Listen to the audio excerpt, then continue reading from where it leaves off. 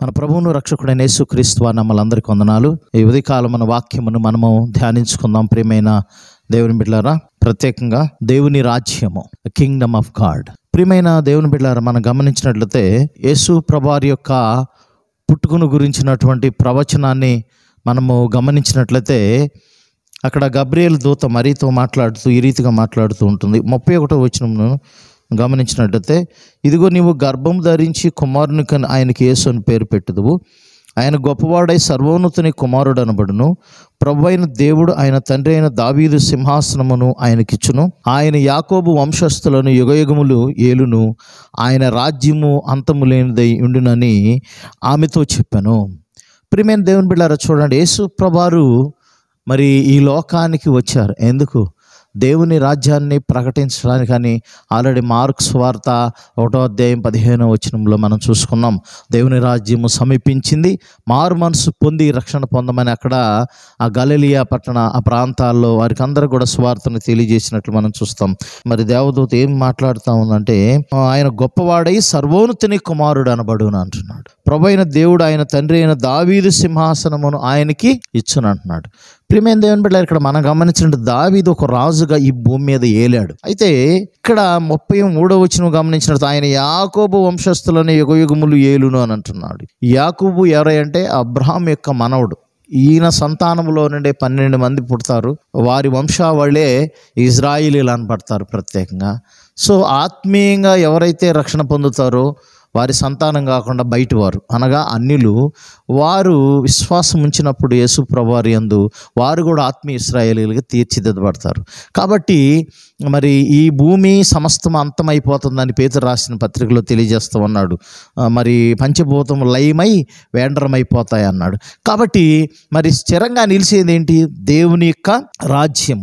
అది అంతము లేనిదై ఉండును అంటున్నాడు. శాశ్వతమైనది, నిత్యత్వమైనది ఆ రాజ్యం. ఆ రాజ్యం మనం చేరుకోవాలంటే ప్రియమైన దేవుని బిడ్డలారా, ఈ భూమి మీద ఉన్న రాజ్యాలకి ఆ రాజ్యానికి చాలా పోలిక ఉంటుంది. ఆల్రెడీ మనము దానియేలు గ్రంథంలో చూస్తాం. ప్రియమైన దేవుని బిడ్డలారా, దానియేలు నెబుకద్నెజరుకు వచ్చిన కళలు వివరిస్తూ అన్ని రాజ్యాలు కూడా నాశనం అయిపోతాయి, కానీ ఇంకొక రాజ్యం వస్తుంది, అది శాశ్వతమైన రాజ్యం అని కళలో ఉన్న భావాన్ని తెలియజేస్తాడు. ఆ రాజ్యం దానియేలుకి ఏ దర్శనం అయితే దేవుడు చూపించి అర్థాన్ని తెలియజేశాడో ఆ రాజ్యమే ఈ రాజ్యం. కాబట్టి ప్రియమైన దేవుని బిడ్డలారా, దేవుని రాజ్యం అనేది ప్రకటన గ్రంథంలో మనం చూస్తాం. అక్కడ దుఃఖమైనను వేదనైనను ఉండదు అని తెలియజేస్తా ఉన్నాడు లేఖనంలో. యోహాను 14వ అధ్యాయము 23వ వచనం మనం గమనించినట్లయితే, యేసు ఒకడు నన్ను ప్రేమించిన ఎడల వాడు నా మాట గైకొనును, అప్పుడు నా తండ్రి వానిని ప్రేమించును, మేము వాని యొద్దకు వచ్చి వాని యొద్ద నివాసము చేతుము అని అంటున్నాడు. చూడండి ప్రియమైన దేవుని బిడ్డలారా, ఒకడు ఇక్కడ తండ్రి అయిన దేవాతి దేవుడు ఉన్నాడు, యేసు ప్రభువారు ఉన్నారు. అక్కడ ఏం తెలియజేస్తున్నాడు అంటే, యేసయ్య నన్ను ప్రేమిస్తే, దోస్ హూ లవ్ మీ, అంటే ఎవరైతే నన్ను ప్రేమిస్తారో, నా మాట ఎవరైతే గైకొంటారో, అంటే యేసయ్య చెప్పిన మాట గైకొంటారో, నా తండ్రి వానిని ప్రేమించను అంటున్నాడు. నేను వాని యొద్దకు వచ్చి వాని యొద్ద నివాసము చేతుమన్న. చూడండి ఎంత గొప్ప భాగ్యం ప్రియమైన దేవుని బిడ్డలారా. నిజంగా దేవుడు అందుకనే యోహాను రాసిన పత్రికలు చెప్తాడు, మొట్టమొదట నేను ప్రేమించాను అని అంటున్నాడు. హి లవ్స్ us ఫస్ట్ కదా. దేవుడు ఫస్ట్ మనల్ని ప్రేమించాడు. ఆయన ప్రేమ నిత్యత్వమైనది, శాశ్వతమైనది. కాబట్టి ఆయన మాటకు మనం లోబడి ఆయన విశ్వాసం ఉంచితే ఖచ్చితంగా శాశ్వతమైన నిత్యరాజ్యంలో మనల్ని వారసులుగా ఉంచుతాడని తెలియజేస్తున్నాడు.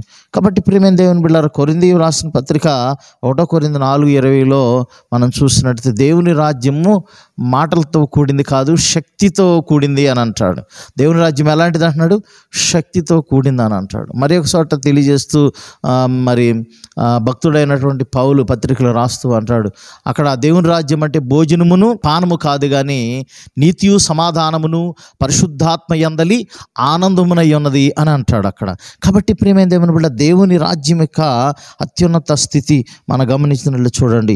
కాబట్టి ఆ రాజ్యంలో ఏముంటుందంటే ముఖ్యంగా ప్రేమ ఉన్నదని మనం చూస్తాం. భౌతికంగా ఇక్కడ మనం చూసేది కాదు. అక్కడ దేవుని రాజ్యం అంటే ఇక్కడ ఆధ్యాత్మికంగా మనం ఎదిగినప్పుడు దేవుని రాజ్యాన్ని మనం స్వతంత్రించుకుంటాం. కాబట్టి ఆ రాజ్యం మనకు ముఖ్యం. ప్రియమైన దేవుని బిడ్డలారా, ఆయన యందు విశ్వాసం ఉంచితేనే, ఆయనకు లోబడిన వారే, మరి ఆయన ప్రేమను కలిగి ఉన్న వారికే దేవుని రాజ్యం దక్కుతుంది. కాబట్టి నీతి సమాధానం ఉంటుంది, పరిశుద్ధాత్మ అందలి ఆనందం ఉంటుంది. కాబట్టి ఆ రాజ్యాన్ని మనం పొందుకున్నాం. అదే శాశ్వతమైనది, నిత్యమైనది, అది అంతము లేని రాజ్యమని మరి మరియతో గబ్రియేలు మాట్లాడటం మనం చూస్తాం. కాబట్టి ఆ రాజ్యం ఇవ్వటానికి మనకి ఈ లోకానికి యేసుప్రభువారు వచ్చారు. కాబట్టి ఈ క్రిస్మస్ సీజన్లో ఉన్నాం. మనకే కాదు, దేవుని రాజ్యం నశించిపోయి అనేక ఆత్మలకు దేవుని రాజ్యం కావాలి. కాబట్టి వారందరికీ ప్రభువు గూర్చినటువంటి రక్షణ స్వార్థను తెలియజేయాలి. ఆయన ఈ లోకానికి ఎందుకు వచ్చాడు, మరి ఏం చేశాడు, మరి ఎక్కడికి తీసుకెళ్ళబోతున్నాడు, మరి మనల్ని ఎక్కడ ఉంచబోతున్నాడు అని ఈ విషయాలన్నీ మనం తెలుసుకోవాలంటే ఖచ్చితంగా దేవుని వాక్యాన్ని చదవవలసి ఉన్నది, దేవుని రక్షణ స్వార్థను చదవవలసి ఉన్నది. ప్రియమైన దేవుని బిడ్డలారా, అప్పుడే మనము దైవ జ్ఞానం పొందుకుంటాం, తద్వారా దేవుని రాజ్యంలో వారసులుగా ఉంటాం.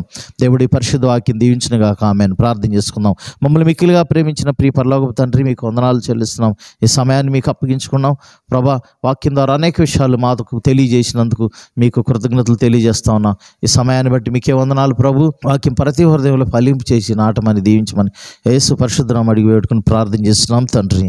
ఆమేన్. మన తండ్రి అయిన దేవుని ప్రేమ, ప్రభువైన యేసుక్రీస్తు వారి కృప, పరిశుద్ధాత్మ సహవాసం ఇక్కడ చేరమనుకున్న సకల పరిశుద్ధులకును ఎల్లప్పుడూ తోడై నడిపించును గాక. ఆమేన్. అందరికీ వందనాలు. ప్రేమైన దేవుని బిడ్డలారా, మరే కొత్త కాలాన్ని కలుసుకుందాం. మనందరం దేవుడు మీ అందరిని కూడా దీవించి ఆశీర్వదించి బలపరచును గాక. God bless you all.